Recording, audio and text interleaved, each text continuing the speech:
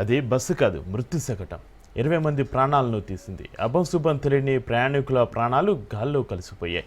కర్నూలులో ఘోర రోడ్డు ప్రమాదం తెలుగు రాష్ట్రాల్లో అనేక మంది జీవితాల్లో చీకట్లు నింపింది. ఒక్కసారిగా పగులు మంటలు అంతా క్షణాల్లో జరిగిపోయింది. ఏం జరుగుతుందో తెలుసుకుని తేరుకునే లోపు జరగాల్సిన నష్టం అంతా జరిగిపోయింది. జరగాల్సిన ఘోరం జరిగిపోయింది. కళ్ళ ముందే తోటి ప్రయాణికులంతా బురదగా మారిపోయారు. కాసేపట్లో గమ్యస్థానాలకు వెళ్లాల్సిన వాళ్ళు మృత్యు ఒడిలోకి పోయారు.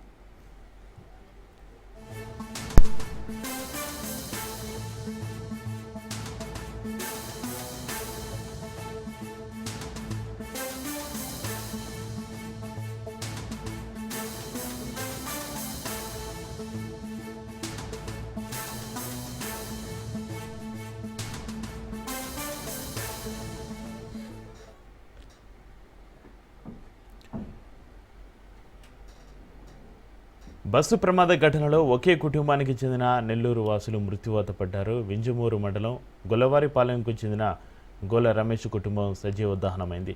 రమేష్ కుటుంబం బెంగళూరులో స్థిరపడింది. హైదరాబాద్ వెళ్లి బెంగళూరు వస్తుండగా ఈ ప్రమాదం చోటు చేసుకుంది. భార్య, 2 పిల్లలు సహా రమేష్ మృతి చెందారు. అలాగే సంగారెడ్డి జిల్లా పటాన్చెరువుకు చెందిన తల్లి కొడుకులు సజీవ దహనమయ్యారు.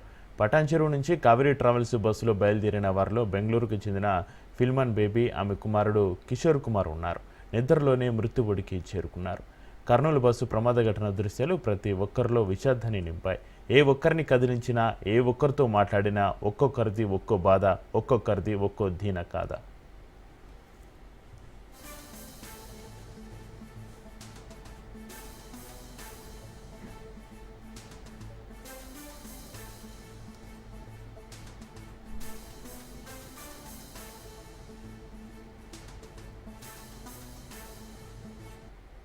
ఏ డోర్లు ఏ అద్దాలు ఓపెన్ అవ్వలేదు సార్. వెనకాల అలా బద్దలు కొడితే దబదబా కొడుతుంటే ఈ అద్దం పగిలింది. అందులోంచి మేము బయటకు వచ్చాం సార్. పెద్ద అద్దం కాదు సార్, ఓన్లీ డోర్ కున్న అద్దం అందులో ఉంచండి. పాపం అందరూ చాలా ట్రై చేసి అప్పర్ 19 అండి, U19 లాస్ట్ అండి.